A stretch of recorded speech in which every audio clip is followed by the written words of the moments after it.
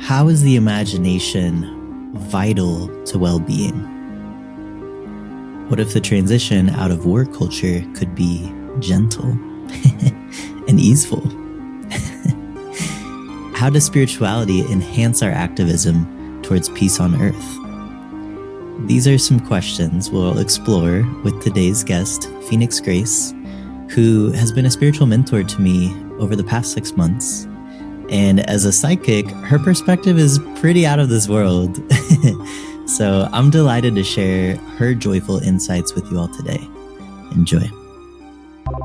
Welcome to the Abundant Futures Podcast, where we aid the collective transition from scarcity to abundance by divesting from imperialist relationship norms. I'm your host, Forrest, queer witch, certified relationship coach, and disciple of love. May you be filled with hope by expanding your awareness and understanding the actionable steps you can take today for a better tomorrow. May you feel inspired by the real-world examples of what's possible outside of capitalist imperialism. May this be in service of collective liberation. And so it is. All right, Fēnix, welcome to Abundant Futures Podcast. I'm so happy you were able to make it here through the technical difficulties. I made it. Yes. So I would love for folks to get to know you through your own words. So however you'd like to introduce yourself, go ahead.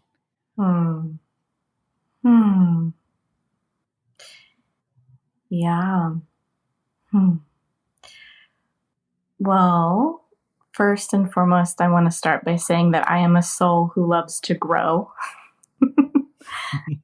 I love growing, and in this lifetime, I'm really learning about how to love myself. And how to bring a deeper level of emotional maturity to my relationships. And just how to really be friends with my body.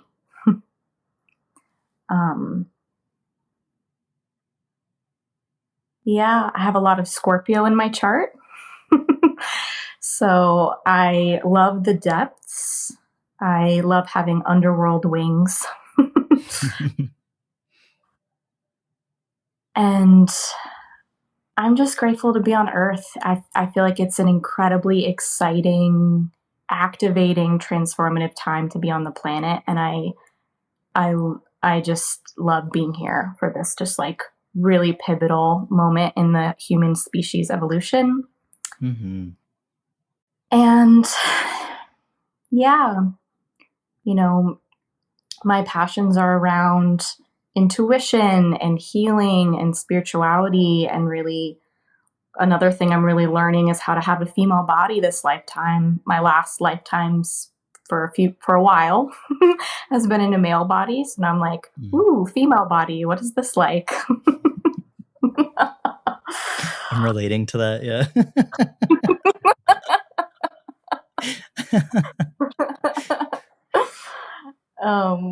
And yeah, I really love just learning how to reclaim my intuitive abilities this lifetime and using them to empower myself and then helping other people be empowered with their intuition. And I'm a writer and a healer and learning so much, always. Curious soul who loves to grow. Wow. I love asking people to introduce themselves in their own words because that was definitely like a Fēnix introduction. Like nobody else could have done that, So thanks for that. So I mean, one of the reasons that I got connected with you is because you were, at least your Instagram handle at the time. I've been off Instagram for a few years, so I don't know what's happening there right now. But at the time, this was back in 2020. someone I was dating was like, "Oh, you need some help with some shadow work? Like, reach out to this queer psychic I know." And that was your Instagram handle. I did a session. That was my first experience ever with like psychic stuff. I didn't even know you could like hire a psychic. I don't know. I was just like so new to that realm. And then the healing I received from you and the reading too was so powerful and insightful and just fucking helpful. I was like, oh my God, it changed my life. Honestly. I mean, because now I'm in psychic school, really. So it's been this whole like path that I've just kind of found myself going down over the last 4 years. um, so I'm curious.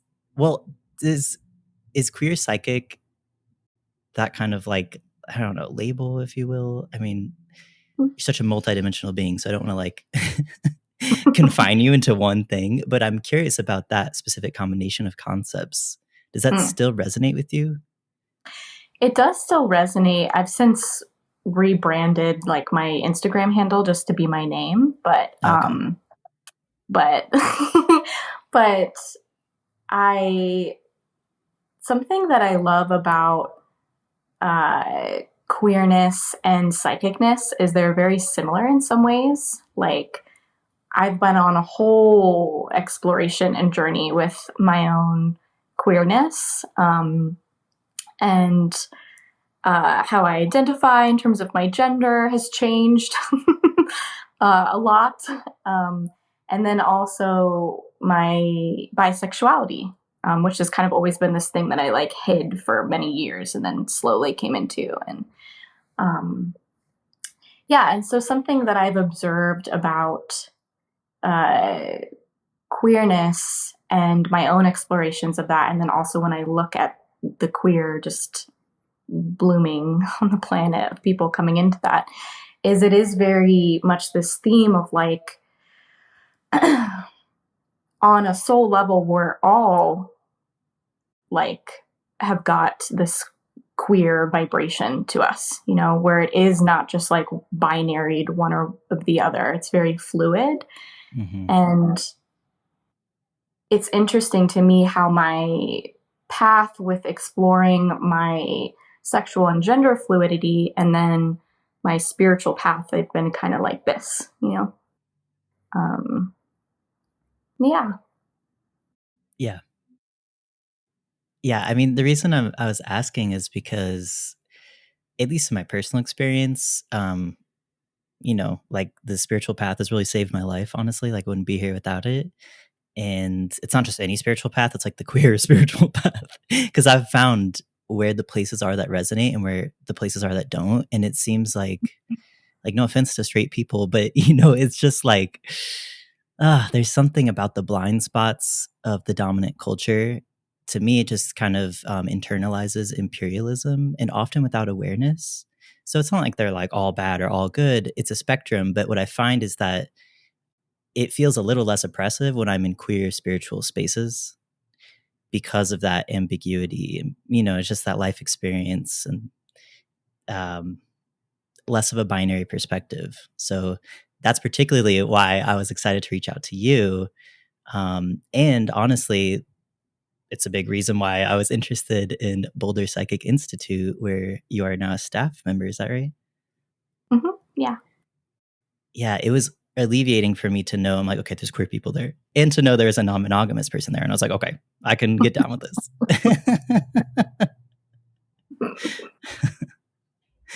Yeah. One thing I love about as I deepen in my spiritual path and I keep walking and growing and healing and changing, my ability to give people space to be where they are, like just increases, where I'm just like, yeah, like you want to explore this, woohoo. You know, I think that's actually kind of like something that I observe just in general as people heal and learn to give themselves space, aka learn to love themselves more, come more into their bodies. They are just going to be more naturally accepting and loving and just kind of like, you know, neutral towards other people instead of like, no, you can't be that way, because regardless which side that's coming from, no, you can't be that way because it makes me uncomfortable, you know? Mm-hmm. Yeah. Yeah. So I would love, well, I think maybe we've already talked about this in private, but I would love for the listeners to know how you got into the psychic world. And maybe even before that, what was your perception of the psychic world, like before you got into this? Mm-hmm. Yeah, so I grew up very Catholic, Polish Catholic, maternal family line, and I grew up across the street from a church, and it was very much a part of my childhood to go and to be an altar boy. I like to say, be an altar boy in the church like every week. And that was the whole thing, you know. And you can see maybe why it took me a while to own my bisexuality. But so that was my childhood. And so then when I was a teenager, I really rebelled against all of that. And I was very like, there is no God, fuck God. Like, that's just so stupid. And I was very kind of just like rebelling against this upbringing. Um, and then something shifted for me when I went to college and I was 18, 19. I started experimenting. You know, it was like a different time in my life. For those of you who are into astrology, it was my nodal return. And so I was just kind of like having this big awakening to aligning me on my soul's path moment. And I like was experimenting with psychedelics. I was like in some really dysfunctional, very toxic relationship patterns that were having me wake up. And I received a Reiki attunement at that time because I was just open and exploring and trying new things. And that Reiki attunement, right now that I know it's kind of activating your crown chakra, but I didn't know any of that at the time, that really kind of opened me up spiritually. And in terms of my sensitivity, it was like I'd always been very sensitive. And even as a child, right, like I talked to ghosts in my childhood closet, you know, but I quickly learned that that was not okay to do. And so I shut that down, but then it was kind of like all this sensitivity just opened back up again, and it was very overwhelming. Mm. And I dropped out of college, as one does.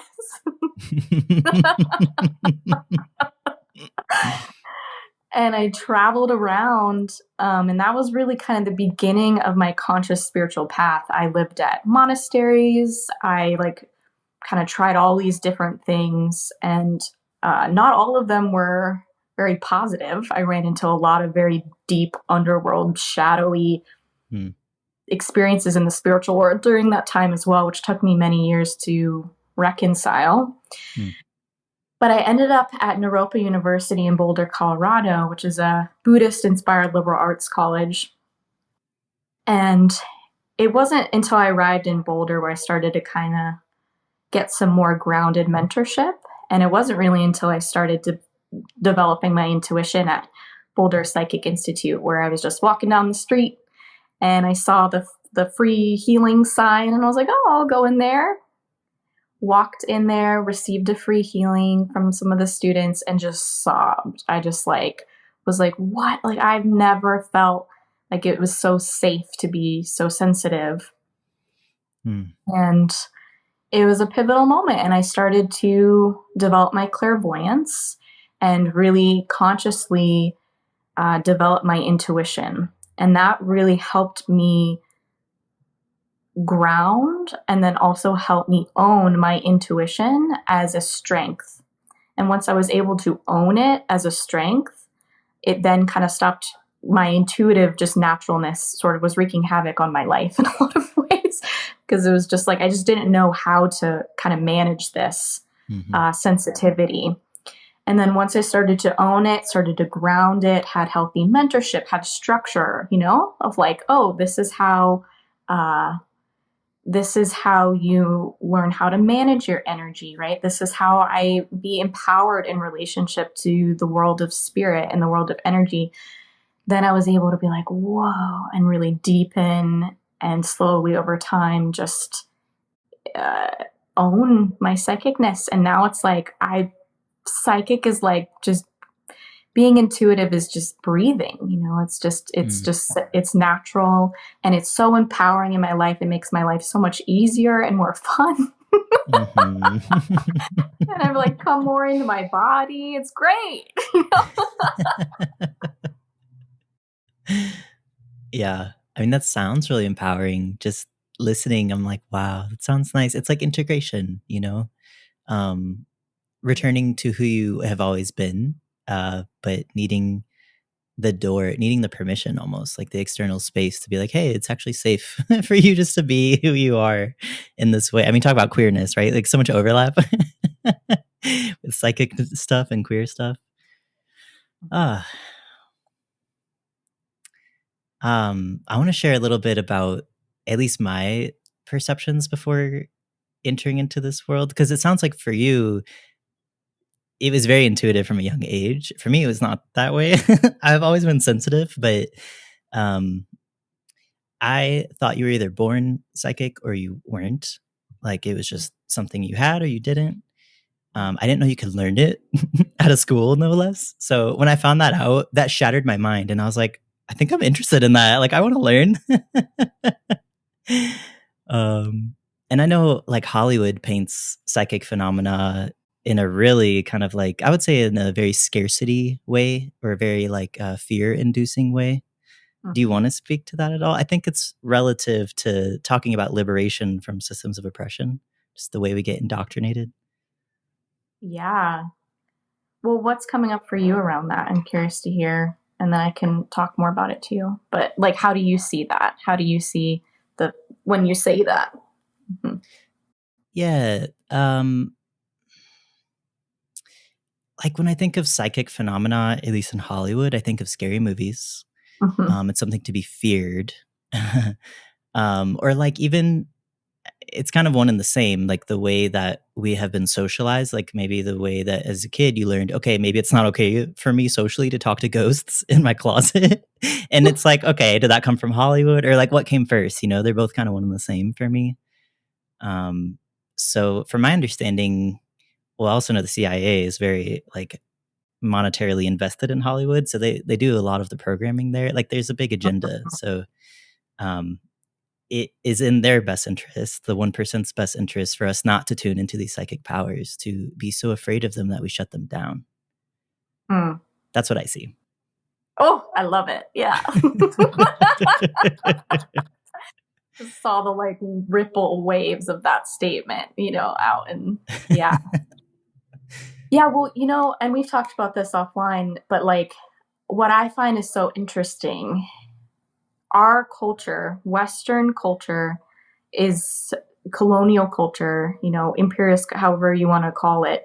The current culture that we're saturated in right now is very invalidating to the spiritual world. Like there's no validation to the world of energy, the world of spirit. It's like ghost, that doesn't exist because that's not physical. It's just like anything that's not physical is invalidated. And that's where it's kind of like these intuitive abilities, or even just someone who is a psychic, right? There's a lot of misunderstanding and a lot of kind of just like, well, what even is that? Is that even legitimate? And all of that comes from this cultural agreement of invalidation, and like kind of basically like, for the listeners, I'm covering my eyes, like kind of just don't look at that. Don't look over there. And I think it's very interesting because when I look at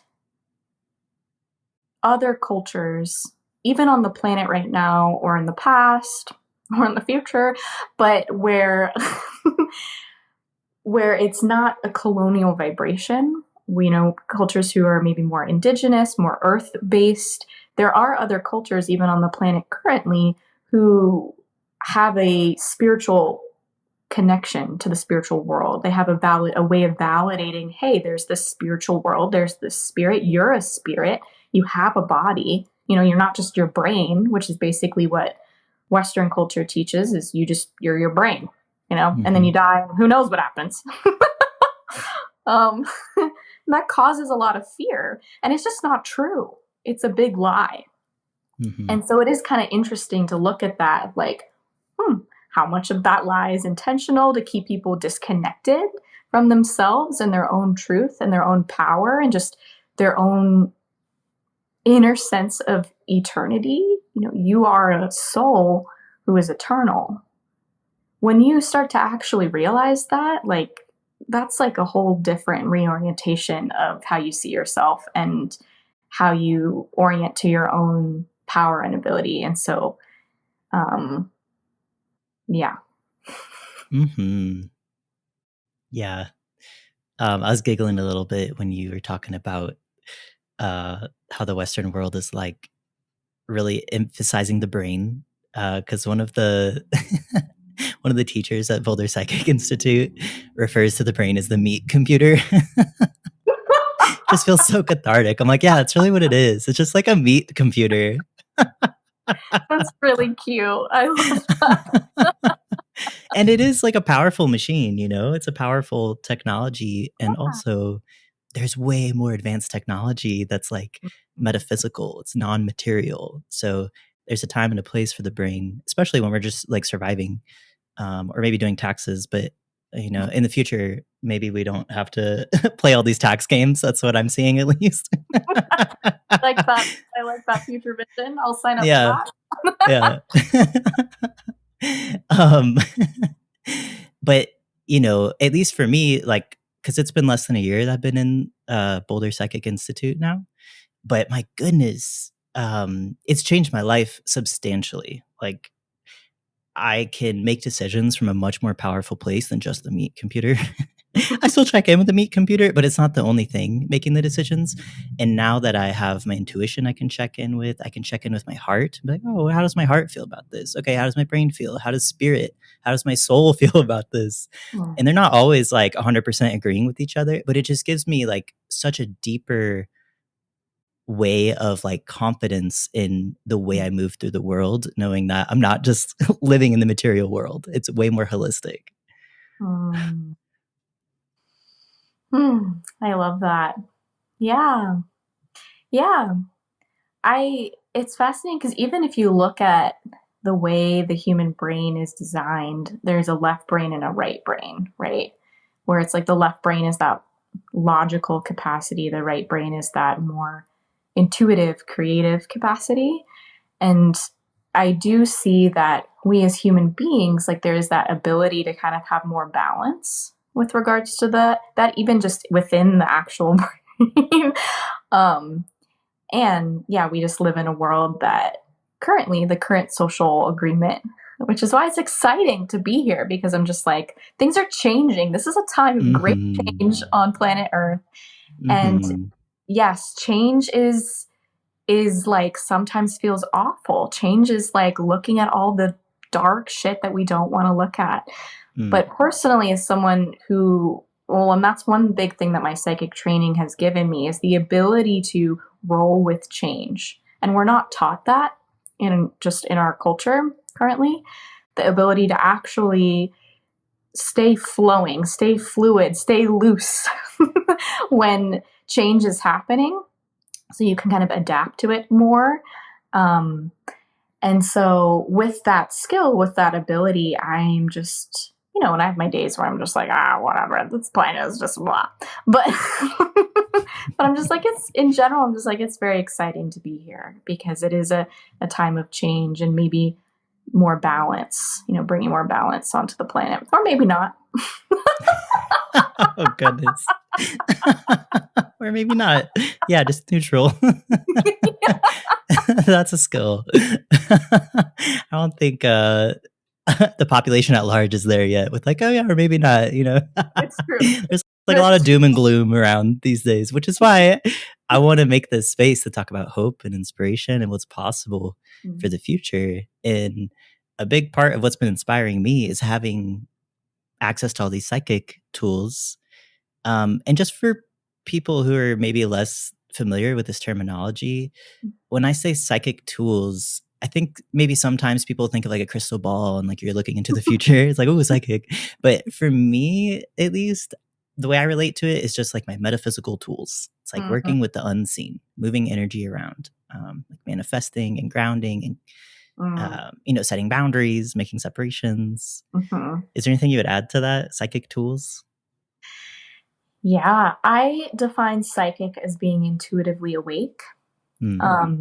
So awake to your intuition. What is intuition? Your ability to sense through whatever kind of sense you're using the non-physical world. And so, yeah, psychic tools are basically spiritual tools. They're basically energy tools that you can take with you when you die, which is how freaking cool is that? A lifelong investment. Yeah.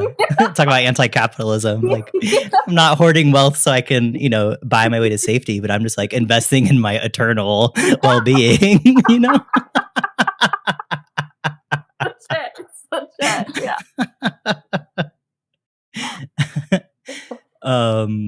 So I want to talk about the power of the mind because, like, maybe to you and me, it's very obvious how powerful it is. And yet, the way that we are socially conditioned within imperialism is like, oh yeah, that's not real. Just uplifting the meat computer, and then, oh, if you can't see it, then it's not real. Or even like making fun of it, or making fun of people, or even locking people away in institutions, killing them, like, yeah. yeah, like ultimately disempowering them to whatever degree. So, I mean, I have my thoughts, of course, but I would love to hear from you. What do you see as the impact of belittling the power of the mind? And then on the flip side, like what what possibilities does it create when we actually tap into that power that we have inside of us? Yeah, thank you for that delicious question. And I'd love to hear what you're thinking about it too. What comes up for me initially is when you are disconnected from yourself spiritually, when you are not able to see the spiritual world, you're not able to be awake or aware of the world of energy, life becomes very small. It's like this very narrow perspective where it can just become very easy to get stuck in places of lack of hope, like hopelessness. And it just becomes a very narrow way of looking at the world. And of course, it's much easier to then be influenced or be controlled or feel disempowered when you're in that very narrow way of looking at things. And the beautiful thing that intuitive perspective, connecting to your intuition, connecting to your eternal self, you as a being, and starting to open that up, is it really does expand your ability to imagine or see or perceive what is possible. It's very expansive, right? Instead of getting narrowed down, you kind of go the other way and it's more expansive. And then that's where it's like, oh, I can see a future that is hopeful. I can see a future that is not. Like, you're more able to kind of have this expansive view. And that's often what I observe in my readings with people. People come to me for the spiritual perspective on things because it's expansive. It expands their perception. And right now on the planet, we're really moving currently in a direction that can be very narrow and very, right? Like, even look at like politics, it's very black and white. And there's not a lot of creativity or like imagination of just like what could be possible beyond these like narrow ways of looking at things. And so when you tune into yourself as a spirit and you start to awaken yourself to the spiritual world, it creates that expansiveness. It creates more room for you to imagine and create something that you might not have been able to see or even imagine before.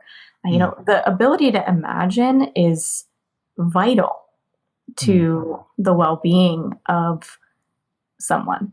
It's like your imagination is an incredibly powerful tool, and anything you can do to feed that will definitely serve your life, going forward. Mm-hmm. Oof, I could talk for hours about this. This is really igniting my fire. So let me I know we only have 20 minutes. So I'm like, okay, let me choose wisely. Where do I focus in? Like a kid in the candy shop. Well, maybe I'll say this. I'm a big fan of Adrienne Marie Brown. She's an author and an activist. She wrote Emergent Strategy and Pleasure Activism. She's really inspired by Octavia Butler, a sci-fi author who all she does is imagine worlds, and it's really deeply impacted my ability to imagine. Mm. And the big thread between these two authors is this concept of shaping change. Not only is change the only constant, but it's kind of well, if change is the only thing that's constant, then let us not resist change, but let us actually participate in shaping the change. And that feels so empowering because, you're saying, change is fucking scary. At least it can be. Even if you're excited about it, the human technology is just really outdated, and it's oh my god, change is scary. It just happens on a very subconscious level. So, and especially if we don't like the direction the change is going, it feels terrifying. So, for me, it is so empowering, just this idea of embracing change and shaping it. And what better way to actually practically shape change than with the power of the mind? Maybe on face value, people would say, oh, what's that going to do? I want to see you marching in the streets. I want to see you burning down the government building. I want to see you, XYZ. But it's well, as long as we're undervaluing how powerful our mind power is, then we're just going to be stuck in material activism. But what about the quantum activism? That might be actually even more potent than the material activism. Not to say that we should stop all the material activism. It's all an ecosystem. There's a place for everything. But what I'm seeing is missing from the social justice movement is this spirituality, and not in a religious way where it's just, that black and white thinking and it's very punishment energy or shame energy. But I'm talking about that expansive, I'm talking a lot. So this is the last thing I'll say, and then I'll pass you the mic. What I feel really excited about is the longing in my heart just to gather people in big groups and imagine together possibilities outside of this current reality. Because most of us are fed up, no matter what side of the political aisle people are on. People just are this is not working. And I mean, you know how it is when you get when you do things individually with your mind, it can be powerful, and all that mind power is just amplified when we come together and do it. That really excites me. And that's actually where I see the focus of my work changing into that direction. How to use these psychic tools to help people clear the energy of fear from the body, how to get the energy of the empire out of our heart and our mind and our soul, and how to actually dream our own dreams. Because in the current moment, we're actually living in somebody else's dream and we all hate it. But it's okay, well, if we can tap into the power of the mind, then what do we want to create? Yes! That was a tangent, yeah. Tangent. Yeah. I love what you said there, especially at the end of dreaming our own dreams. There's a lot of wisdom in that statement. Yeah. Yeah. And and in my experience,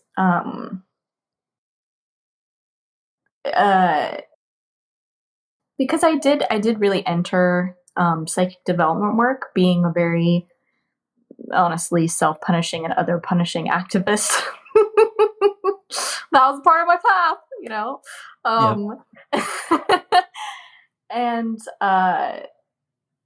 I really had to learn to focus on myself, and I really had to learn how to go within and start to like you said, deprogram, heal, release a lot of this social conditioning that has gotten into my space, that would have me treat myself and others from that place of punishment, or just from just a non-spacious way where I was kind of just trying to change and control everyone. Mm-hmm. And I love what you said there too about the material world and then the energetic world, because they're very much in relationship. And yes, we always need both happening. And one of the main programs on the planet that is a part of a colonial Western cultural program is to focus on the physical world. And that's like the only thing that's real, right? And so if you're only focusing on, like what you said, material activism, but you're not focusing on that above dimension, as above so below, the world of energy, you're not shifting your own energy, we're not going to see the kind of change on the physical world that we want to see. And I've just observed that in my own life. If I want to shift something in my life, I have to shift the energy so that then there's that space for it to land in the physical world. That's just kind of how it works. Yeah. This is so rich. The theme of like individualism is coming up for me. And maybe urgency, because things are chaotic. Like there's no hiding that. The veils are being lifted left and right, and the chaos has been going on, but now we're just like eyes open. We're like, what the fuck, and there is this sense of urgency of like, we need to respond right now. And I'm definitely not the only one with this observation, but it seems like most of the activist spaces are just responding in defense to these like attacks that we're experiencing as a global community, really, as an Earth community, like environmental attacks, all of it. And as long as we're responding from that place of urgency, and maybe there's a fear of like, well, if I slow down to tune inwards, to tune into or maybe even taking the time and investing the money to go to psychic school in the face of like genocide and climate crisis and just XYZ, there's so many things. Maybe that feels like scary. Maybe it feels like individualism. But something that really resonates with me that Miwa Mack says, the founder of the Boulder Psychic Institute, is, well, I'm not going to quote this perfectly, but what I understand is like, the more that we are able to tune into our soul vibration and like really tune into our intuition, that creates the opportunity for that deeper external work, kind of that as above, so below. Because if one element is missing, then even if we're acting from a place of urgency, maybe in the ego, it's like, this is the righteous thing to do. Maybe it's actually not as effective if we were to move just a little more slowly and intentionally. Yeah. Yeah. And, I will say that everyone has their own path. And so the path of even being, in a kind of more just immediate response to some kind of injustice in the world is a worthy path. That's one thing that I don't like about some of, again, that kind of very limiting programming that can come up in all kinds of social dynamics, including in movements for social change, is that there's only one way. Look at that lie and how it's everywhere on the planet, in religious circles, in social circles of all kinds. There's only one way. And that's just not true. There is not only one way. I can, change myself, change my world from a certain kind of way that works for me. And the way that's going to look for somebody else, even at different times in their life, is going to be different.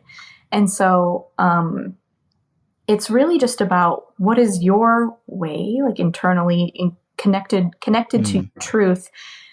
Because another thing that I observe on the planet is we have a very interesting dynamic happening between the individual and the collective, where those two vibrations are really in competition with one another, where it's like we can only have one. You're either like super autonomous or you're super with the group. It's like, well, you actually need both of those in order for both of them to be healthy. You need to be able to own and have your own autonomy in order to be in a healthy, empowering relationship with someone else in a group instead of a codependent one. And so it's kind of like what I see on the planet with those two vibrations is that there's a lot of like one or other, right? And there's a lot of one way. And the more that we can step out of, there's not just one way. What is my way for me? How can I own that, own my truth, and then give other people space to have their own ways? Yes. Yes. Yes. Yeah, that to me is peace on earth. And I think it's probably frustrating for a lot of people to hear, especially with that sense of urgency. It's like, well, if we're not just trying to get everybody to work in one way or to reach one specific goal by reaching, like even reaching a goal in a very particular way, the more that we're able to actually just allow people the space to be in their process, to be where they're at, to be in their soul journey, and to just embrace our gifts. You know, it's like we're diverse beings by nature, so it'd be strange if we were all one way, anyways, no matter what our cause is. So the more that we can just hold nuance with compassion and just create that permission of like, okay, maybe I don't agree with your approach or your ideas or even what you're working towards, but just holding the space for that is an act of peace on earth. Like the more that we can be on the same team, even in the face of difference, maybe that's kind of triggering for some people to hear. I don't know, depending on where they're at, but because it doesn't feel like a quick solution. Yeah. But when we're looking at energetic vibration, we don't need 100% of the population to be vibing at that level. We only need like a certain threshold we have to cross until the entire collective consciousness is shifting. And that will bring us closer and closer towards peace. Yeah. Now, this is reminding me of my experience with my mom, where I, for so long, was really focused on trying to change her and be like, oh God, she's horrible. She needs to be different. She needs to think differently. She votes this way and I hate it. I get it. Yeah. Sure you do. Yeah. And it wasn't until I was able to create enough space in that relationship where I kind of took my own space from her, focused on myself, healed some things within myself so that I could hold space for the pain and the anger and the frustration and all the things that I felt like, towards my mom, let go of all the things that weren't mine to begin with. That makes it much more easy. And then just give her space to be who she is, which, it's a practice. I'm not perfect at this, but giving her space to just be who she is, which is sometimes wounded and sometimes like this and blah, blah. It's amazing to me how much I've just been able to watch her change and validate these little ways. I'm like, wow, Mom, but you're growing a little bit. That's so cool. And I'm like, it's amazing what space as a vibration will do for relationships, for change. And it really starts by, can you give yourself that space? Can you, within yourself, give yourself space instead of focusing on the other person, bring that focus back to yourself. And yeah, it's just incredible. Yeah. It's funny, there's kind of a dichotomy coming up for me around ease and effort at the same time. Because part of me is like, oh yeah, it sounds more easeful. Like you don't have to force her growth or control her growth or shove it down her throat, but you just take a step back. You release attachment to the outcome, to who she is and how she is. And then the growth just happens on its own. Like you don't have to do anything. And at the same time, it takes a lot of effort within our social context, the conditioning that we have, where it actually takes effort to let go and to give somebody space. But it's a practice, right? So the more you do it, the more easeful it can become. It's totally a practice. And we as human beings are natural matchers. We match. When someone walks in the room and like they're at a certain vibration, you just kind of naturally match that. And so what I've noticed in my relationship with my mom is, if I focus on myself as someone who's working on myself, I'm becoming more gentle, I'm healing, I'm coming home to myself, my mom will then have the space to kind of match that or not. And sometimes she does, sometimes she doesn't. And it's amazing. And we do naturally match. And so I think that's a cool thing. Mm. Yeah, that really resonates with me with the recent experience I had with my with some of my biological family, where I was so shocked Mm-hmm. at how they showed up in response to my authenticity, like in a delightful way. Um, yeah, I just feel that matching. And what feels powerful to me about the psychic tools is like I was like totally taking meditation breaks and like journaling and stuff. I was like grounding my energy so I could keep that vibration to stay in my own energy. Um, and so it feels powerful. It's like, wow, I can actually shape change with little effort. Like I don't have to force it down people's throats. I can just be myself, and that's like an invitation for them to commune with me. And it's not that I'm not influenced by other people too, but the more I can hold those energetic boundaries, it just feels like I'm spreading peace, you know? Yeah, you're embodying it. You know, it's cliche, but be the change you want to see in the world, right? You're embodying it and being it Yeah. on an energetic level, and that's leadership. You know. Yeah. I'm laughing because I had this like frustrating, very clearly communicated spiritual guidance I received in a dream where I was just stressed about like how on earth am I going to find housing security in this day and age? Like it just feels really hard. And it's like an anxiety I carry. So I'm like, please, spirit, guide me. Like, what do I do? And the fucking answer I got was like, be peace and peace will come. And I was like, ugh, thank you. Like, damn, that's not what I wanted to hear, but I'll take it. It's like so vague, but it's like specific at the same time, you know? It's not like, here, move to this place and move into this house with these people. It's like, no, just be peace. You got it. Right? And that answer that you received from your dream space is like pointing you back to you, right? Like it's you have the power here. You. Yes. Yes. Um, so let's go ahead and start wrapping up. Although I like definitely could talk for hours. This is like some good stuff right here. But alas, we live in a material world with True. the social construct of time, so we're going to abide by that. I have a question for you, but I wonder if there's a more powerful question. So I'm going to offer you this, take it or Mhm. leave it. If there's another kind of like closing thought that you would like to leave us with, please do. The curiosity I have in this moment is kind of around this idea of what we practice at the small scale sets the pattern for the whole system. Mm, So, and it's this theme of like collectivism and individualism and the mm, balance between the two, where it's not either or. mhm. So, and you're describing this inner work that your growing soul loves to do around your mom and around relationships in general. How do you see that impacts the collective at large? Hmm.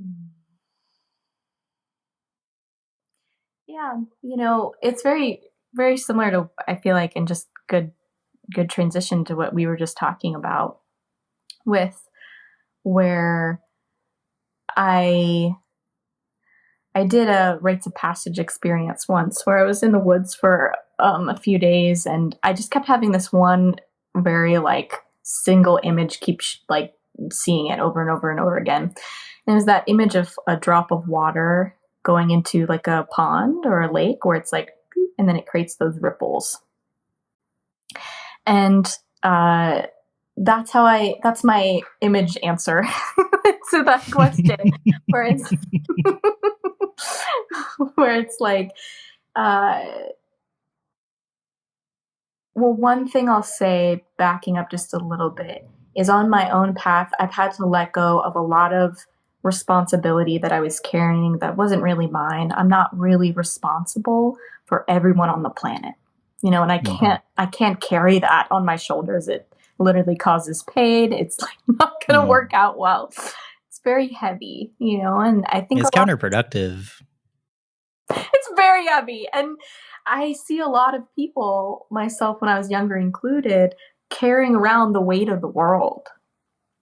And it's just too heavy and just not possible. And so when I was able to let go of the weight of the world and let go of some of that responsibility, like, no, I'm not responsible for like saving the planet, which I don't even agree with that like terminology, but like it's just influencing change on like the entire world.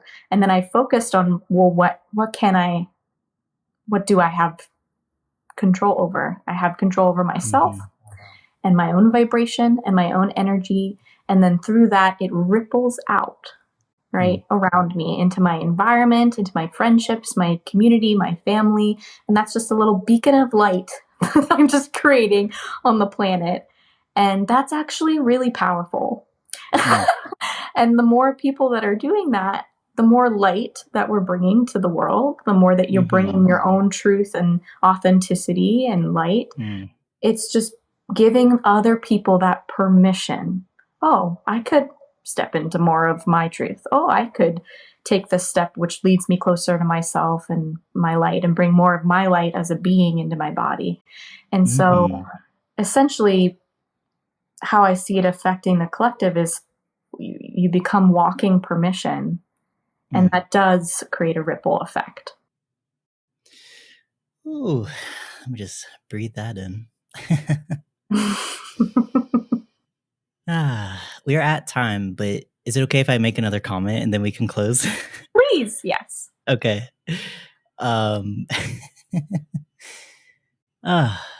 Yeah, deeply resonating with what you're saying. And another analogy that's similar is like a grassroots level of change, and perhaps it's even more easeful and more impactful. Not saying that it takes no effort, but compared to the dominant paradigm where the state of the world is the way it is because of coercion, because of violence and force. It was not like everybody was like consenting to capitalism. Like, no, that was imposed through blood and horror, really. So even if we have beautiful intentions, we can unconsciously be upholding the empire by embodying this imperialist norm of like domination and control. Well, I see the best way for the future, so I'm going to impose it over the whole world. It's just more of the same. So even though the intention is great, perhaps the more easeful and joyful and powerful, and even maybe like feeling more connected to the community way of facilitating change is just focusing on what is in your locus of control. Oh, yeah.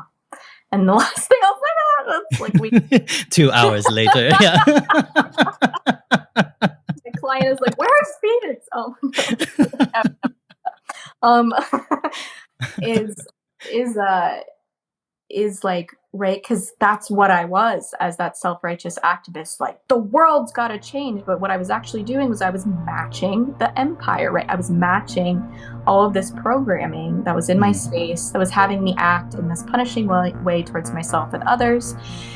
And as a psychic, I'm trained to look at, well, what's the energy behind the action? The energy is what's most senior, what's most important. And so it's like, change the energy, act from my truth, my gentleness, and then whatever kind of I do then in the physical world is going to spread that around instead of yeah.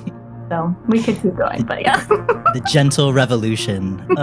There's something more revolutionary than a gentle revolution, because that's completely different paradigm than what we're currently living in. So yes to that. Cheers to the gentle change shaping. Well, thank you so much for being on the podcast. And would you like to share how people can connect with you further? Sure. Yeah. Thank you for having me, Forrest. I just love this space of just the Abundant Futures podcast is so sweet, and happy to be here. Yes, you can connect with me on Instagram, Fēnix.Grace. So it's Fēnix spelled with an F. So it's FENIX.Grace. My website is FēnixGrace.com as well, spelled the same way. Yeah. Great. Yeah, and I'll say for people listening, I do recommend going to Fēnix for a healing or a reading. She can read your soul essence and really literally do some magic. So you can book on her website if you're interested. No, thanks, love. Yes, it is. It is magic. It's true. It's literal magic, yeah. All right, well, I'll let you go. We'll be in touch. Sounds good. Bye, Forrest. Bye. How did today's episode leave you feeling inspired? You can let me know by leaving a review or sending an email to abundantfutures888@gmail.com.